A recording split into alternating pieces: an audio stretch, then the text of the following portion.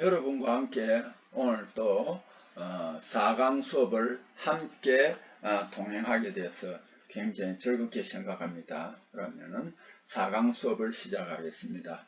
4강 수업은요 18페이지부터입니다. 4강 수업은 18페이지부터입니다. 자, 18페이지를 한번 펼쳐보시기 바랍니다. 1번 철광석을 이 덩어리로 만드는 목적, 괴상화 목적은 뭐냐? 그 입자 상태나 가루 상태의 원료를 입상, 분말상 원료라고 합니다. 이것을 사용 목적에 따라 괴상화하여 출선율 형성, 이렇게 해가지고 고로에 넣으면은 고로에서 제일 먼저 신물을 생산하기 때문에 출선이라고 한다고 했죠. 출선율 향상. 그 다음에 여기에서 이제 석탄을 코크스로 만들 때는, 덩어리로 만들 때는 비용도 많이 들고 또한 환경 오염물도 많이 발생합니다. 그래서 어쨌든 고로에서도 이 코크스비를 낮추어 줘야 됩니다. 코크스비 저하여 용선 생산성 정대로 할 수 있어서 사전에 덩어리로 만들어준다. 괴상화 작업을 거칩니다. 그래서 이걸 통틀어서 뭐라고 하냐면 단광이라고 합니다. 단광. 광석을 어떤 덩어리 형체로 만든다 해서 단광이라고 합니다. 광석은 말이죠. 채굴하거나 선광 작업 중 분상 입상 광석이 많이 발생합니다. 그래서 이걸 결합제인 벤토나이트나 이런 걸 석회석 같은 걸 넣어서 어떤 틀 속에 성형기에 넣고 가열하고 압력을 가해가지고 다공성 이걸 조개탄이라고 합니다. 요즘 세대들은 잘 모르겠지만 옛날 저도 잘 못 봤는데 육군 같은 곳에서는 그 겨울에 탄을 뗄 때 석탄을 덩어리로 만들어 가지고 넣어 가지고 난방을 했답니다. 조개탄 모양 그렇게 만드는 걸 말합니다. 조개탄 모양으로 만들고 공기 잘 통하는, 그러니까 중간중간에 공기 구멍이 있어야 되겠죠. 그 덩어리로 제조하는 것입니다. 2번 분광 원료. 이제 분광 원료는 뭐로 예비 처리를 하느냐면 소결, 펠레타이징, 단광, 입철법 등 이 네 가지를 사용하여 예비 처리를 한다고 합니다. 그래서 어떤 데는 실기에도 단광법 네 가지를 적어보라 이렇게 한다면 여러분 어떻게 해야 되나? 소결, 펠레타이징, 단광법, 입철법 이렇게 적어줘야 됩니다. 그럼 입철은 뭐냐? 이 직접 제철하는 겁니다. 직접 제철. 철광석을 넣어가지고 가스 같은 걸 넣어가지고 입자 상태의 입상의 환원철입니다. 이걸 바로 한 번에 만드는 겁니다. 환원철입니다. 우리 고로 조업에서는 고로에서 한 번 만든 것을 다시 환원을 했습니다. 이걸 다시 전로에 넣어서 불순물을 제거하는 겁니다. 정련을 합니다. 그건 환원철이라고 안 하고 강이라고 합니다. 근데 입철은 뭐냐면 바로 가스를 넣어가지고 노에 넣어가지고 녹여가지고 만든 거, 이걸 환원철이라고 합니다. 암만 해도 여기에는 불순물이 조금 남겠죠. 독일에서 철, 빈광 처리. 빈광이라는 것은 철 성분이 굉장히 낮을 때 이렇게 한 번 더 환원을 해가지고 철 성분을 높인 겁니다. 이것을 빈광 처리라고 합니다. 자, 19페이지로 넘어가겠습니다. 선탄이라는 말이 나와요. 자, 우리가 이 고로에서 철광석을 녹일 때 실제로는 코크스가 차지하는 비중이 굉장히 많아요. 이게 중요하거든요. 왜냐하면 열원이 되기도 하지만은 철광석에서 산소와 결합해서 환원을 하거든요. 그래서 단광에서 채굴된 원탄을, 원료탄입니다. 원료탄을 수요자 요구에 알맞게 형태라든지 품질을 조정하는 공정입니다. 석탄도 마찬가지로 캐오면 덩어리 상태 큰 것도 있고 가루도 있고 이럴 거 아닙니까? 이렇게 수요자 요구에 알맞게 형태, 품질을 조정해 주는 것을 우리는 뭐라고 하냐? 탄을 선택한다 해서 선탄이라고 합니다. 즉 불순물을 정탄, 원료탄이죠. 그죠? 원료탄에서 제거하는 작업에 석탄 체질을 합니다. 깨고 나면은 아주 가루 상태, 체질하면 걸러지겠지요. 스크린이라고 합니다. 체질하여 같은 크기 입자끼리 모으며 품질이 서로 다른 석탄을 잘 섞어서 시장 요구에 맞게 하며 늘 일정한 품위를 유지하도록 품질 안정시키고, 그 다음 이걸 바로바로 고래에 갖고 가는 게 아니고 또 어떤 때는 보관을 해야 되잖아요. 그죠? 그걸 저탄이라고 합니다. 저탄을 적절히 하여 공급을 원활하게 하는 공정이 선탄입니다. 나아가서 연탄 등, 또 연탄으로 쓸 수도 있잖아요. 그죠? 연탄 등 석탄의 가공 처리도 할 수 있습니다. 여러분은 아마 요즘은 연탄을 잘 못 볼 겁니다. 지금도 우리나라에 아직은 비닐하우스라든지, 그 다음에 어떤 고기 집에서는 이게 이제 연탄을 쓰는 곳도 있더라고요. 근데 저는 요즘은 못 봤습니다. 자, 21페이지. 반광이라는 용어가 나옵니다. 반광이라는 용어는 withdrawal or입니다. withdrawal or인데, 이거는 뭐냐? 그래서 이제 우리가 한자, 여기에 제가 이제 이 한자를 이제 강조하는 것은 한자를 이렇게 쓸 줄 알아야 하는 게 아니고, 이 용어가 어떻게 됐느냐? 반은 뭐냐? 반환입니다. 반환. 뭐를? 광석을 도로 받는 반환 광석인데 줄여서 반광이라고 합니다. 이 반광이요, 소결 작업에 영향이 아주 커서 관리를 철저히 해야 됩니다. 소결을 하면 어떻게 하냐면 철광석하고 석회석을 넣어가지고 불을 붙여가지고 이제 소결하면 나중에 가면은 큰 덩어리가 됩니다.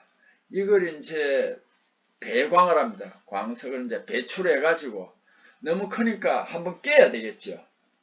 깨고 이제 냉각을 해가지고 체에 이렇게 걸읍니다. 그러면은 아주 이제 5mm 이하 되는 거. 자, 이게 반광은 5mm 이제 요 부분, 여기서는 또 애매한 게 5mm에서 이제 5mm 이상이 쉽게 말하면 체에서 안 걸려 나가도록 했습니다. 그러면은 5mm부터 뭐 한 8mm나 10mm나 이런 거 있잖아요. 그죠? 이런 것은 바로 소결광으로 쓸 수 없고 다시 소결 공장으로 보냅니다. 그럴 때 이 반광 이제 사용량은 얼마로 해야 되냐면, 거기에 이제 소결광 만들 때 자벌료도 있고 철광석 가루도 있고 뭐 여러 가지 있을 거 아닙니까? 거기에 이 반광이 30 내지 35% 이하로 제한한다. 아예 없으면 좋은데 또 이게 필요합니다. 왜냐하면 반광은 소결광 할 때 가루 상태의 철광석보다는 덩어리가 좀 커요. 그러니까 여기에다가 이제 열을 가하면은 이런 가루들이 이 반광을 중심으로 잘 달라붙어요. 소결이 잘 돼요. 그래서 이 적정량이 필요합니다. 그래서 30 내지 35% 이하인데, 이게 너무 많아도 안 된다. 너무 많다는 거는 뭡니까? 소결해가지고 소결에 열을 가고 그 노력을 기울여가 너무 많다는, 도로 소결을 한다는 거는 문제가 있잖아요. 그죠? 근데 이게 또 적정량은 필요하단 말입니다. 그 양이 30 내지 35%입니다. 그래서 반광입 또는 특히 그 중에서도 보통 5mm 이상이 20 내지 30%이어야 한다는 거 알아주셔야 합니다. 자, 소결 배합원료의 수분 함량 관리. 여기에 펠레타이징 할 때도 그렇고 소결할 때도 그렇고 수분을 섞습니다. 왜 섞느냐?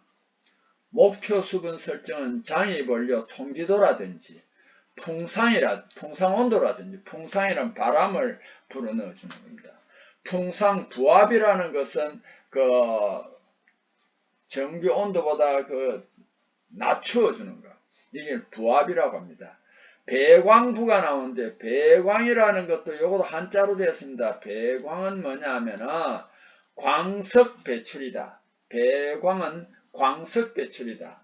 배광부 상태라든지 원료 입도 등을 고려하여 이 목표 수분값을 설정하는데, 그럼 목표 설정, 수분이 최대한으로 포화되는 것은 얼마 정도가 50 내지 60% 적용을 하는데, 단 수분값은 요것도 이론이나 아닌데 시험에 들어 나오더라고요. 5 내지 7%를 유지해야 된다.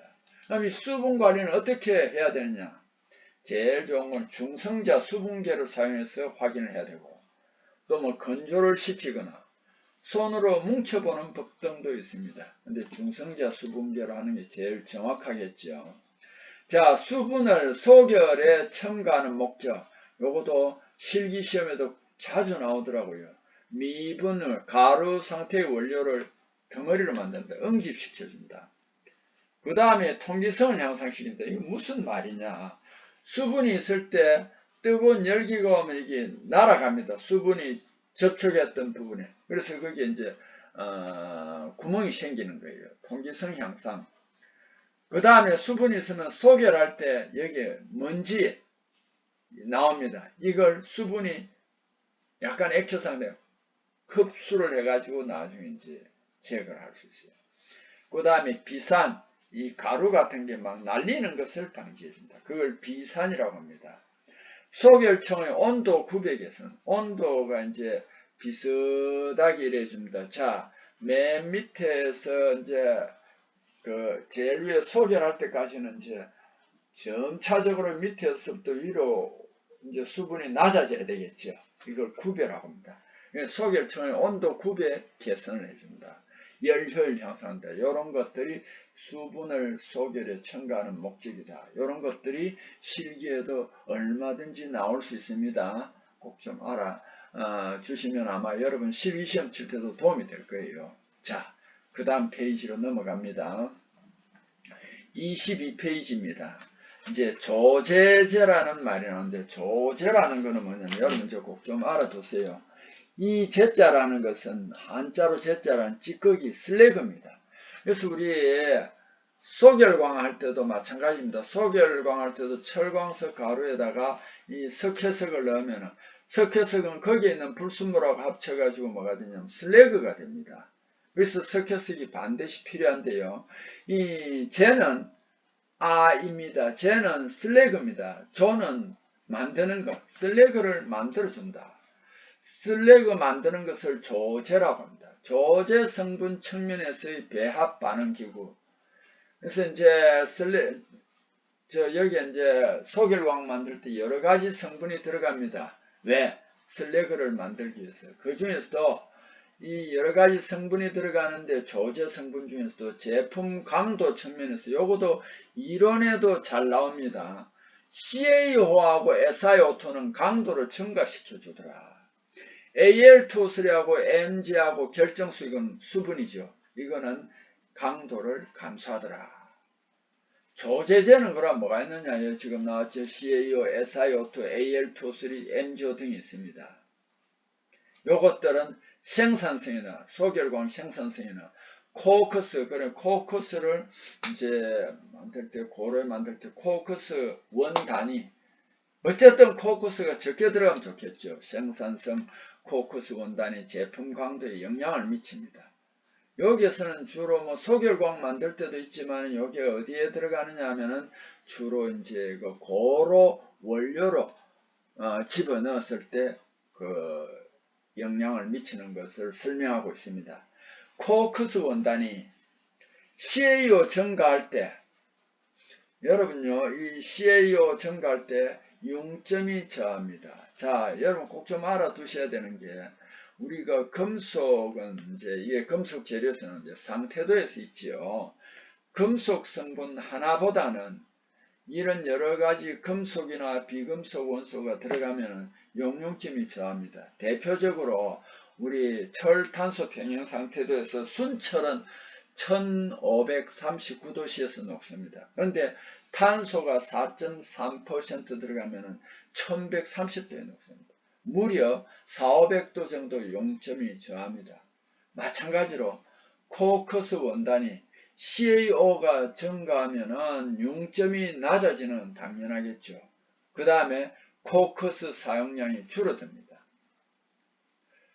Al2O3, MgO 증가할 때는 코어커스 양을 증가시키는데 그럼 요거는 강도는 정대시키지만은 코커스 사용량은 늘어난다. 요거 꼭 좀 알아주셔야 됩니다. 그 다음에 조제 성분 생산성 측면에서 한번 보면은 CaO, SiO2 강도도 증가하지만 생산성이 향상됩니다. 그 다음에 Al2,3 MgO 성분 증가로 생산성은 저하한다.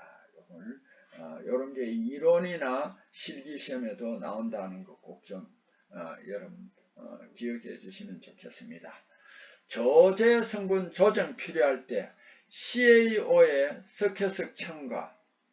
그러니까 석회석이 뭐냐면은 CaCO3있잖아요. 그죠? 여기 이제 조정할 때는 CaO 생석회입니다. 여기에다 석회석을 첨가하고. SiO2는 모래나 돌 같은 데에 있거든요. 그래서 SiO2 조정하려면 하천사나 규석, 고로제를 첨가합니다. MgO는 사문암이나 백운석에는 MgO 성분이 있습니다. 그래서 MgO에는 사문암이나 백운석을 첨가합니다. 자, 그럼 소결 공장이 있잖아요. 23페이지입니다. 자, 여러분 23페이지를 펴주세요. 대표적인 소결 설명은요, 크게 두 가지가 있습니다. 요 두 가지가 이론 시험에도 자주 나오고 실기 시험에도 나옵니다. 그래서 우리가 실기를 대비하는 사람, 이거 어떻게 하면 되느냐는 요 꼭 좀 알아두셔야 되는데, 대표적인 게 드와이트 로이드 소결기하고 그리나발트 소결기입니다. 드와이트 로이드 소결기하고 그리나발트 소결기입니다. 자, 결론적으로 말씀드리면은 그리나발트 소결기는 쉽게 말하면은 수동형이다. 쉽게 말하면 더 이제 속된 표현으로 구식이다. 그래서 별로 많이 안 쓰이겠죠. 그래서 요즘 쓰이는 건 대량 생산 자동화니까 드와이트 로이드 소결기를 쓴다는 걸 알아주셔야 합니다.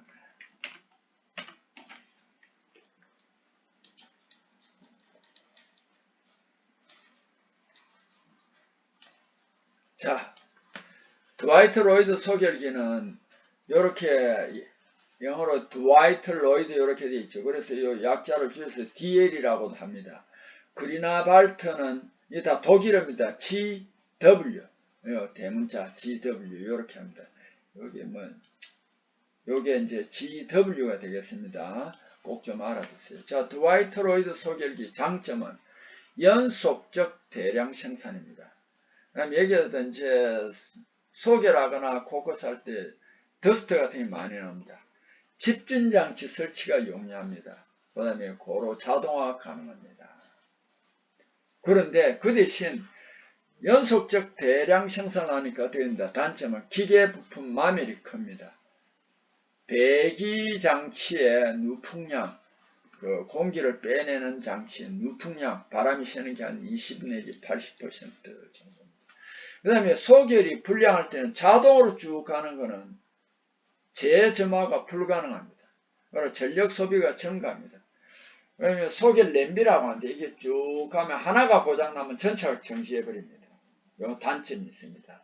그럼 그리나발트와 드와이트 로이드 소결기는 반대가 되겠죠. 그리나발트 소결기는 한 기가 고장이 나도 한 기 고장이 다른 소결 냄비로 조업할 수 있습니다. 수동이니까.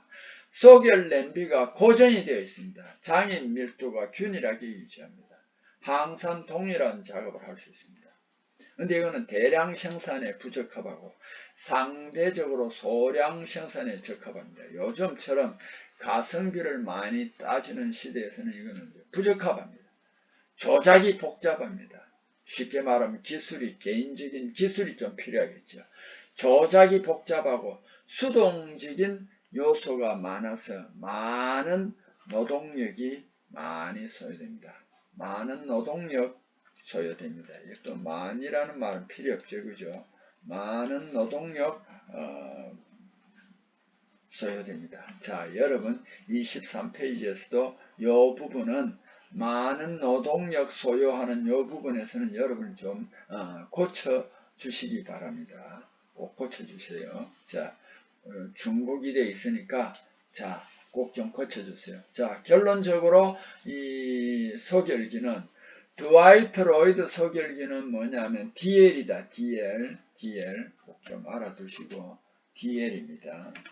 DL. 그럼 그리나발트 소결기는 뭐냐면은 GW 이렇게도 많이 씁니다.